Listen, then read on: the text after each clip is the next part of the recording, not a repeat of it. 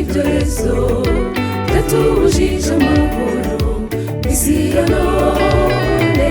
Dukeneye umutabazi wadukiza, kuko ibyo tubona uburyo naho Uwiteka. Nubwo biturushya bikaduhangayikisha, hari ibyiringiro ko hari uwabitsinze, ahora turwanirira amanywa n'ijoro. Uwo ni Yesu wanesheje. Uhumura hariwe ibyiringiro biva ku Mwami, ntabwo tuzakorwa n'isoni, dufite intwari ku rugamba najyanishwa. Arakomeye, duhagarikiwe n'ingabo itagitsindwa, tugume mu birindiro. Uhumura hariwe ibyiringiro biva ku Mwami, ntabwo tuzakorwa n'isoni, dufite intwari ku rugamba najyanishwa. Arakomeye, duhagarikiwe n'ingabo itagitsindwa, tugume mu birindiro.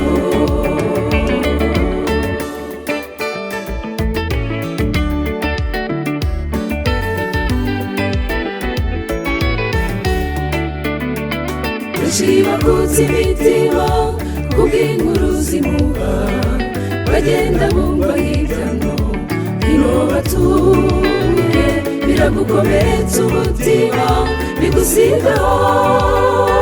Bireke ibuze n'Imana igutsindire. Nubwo biturushya bikaduhangayikisha, hari ibyiringiro ko hari uwabitsinze, ahora turwanirira amanywa n'ijoro. Uwo ni Yesu wanesheje. Uhumura hariwe ibyiringiro biva ku Mwami, ntabwo tuzakorwa n'isoni, dufite intwari ku rugamba najyanishwa. Arakomeye, duhagarikiwe n'ingabo itagitsindwa, tugume mu birindiro. Uhumura hariwe ibyiringiro biva ku Mwami, ntabwo tuzakorwa n'isoni, dufite intwari ku rugamba najyanishwa. Arakomeye, duhagarikiwe n'ingabo itagitsindwa, tugume mu birindiro.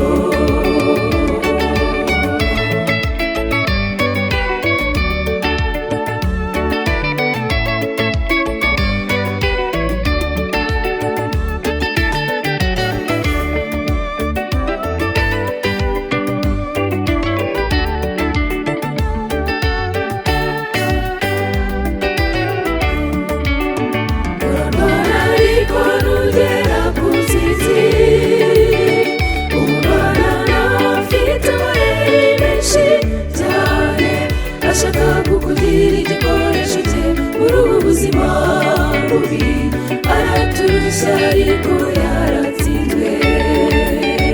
Naho twebwe ntituzarambarara, dushyigikiwe na Yesu Kristo, azatugezayo n'impamo. Nk'amazi Karuvali hari intsinzi. Uhumura hariwe ibyiringiro biva ku Mwami, ntabwo tuzakorwa n'isoni, dufite intwari ku rugamba najyanishwa.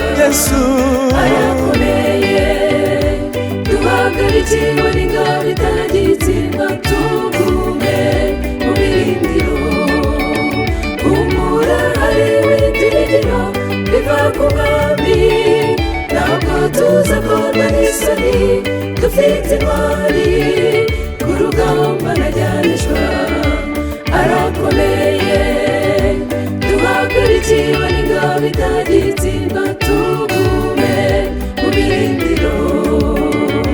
Duhagarikiwe n'ingabo itagitsindwa, tugume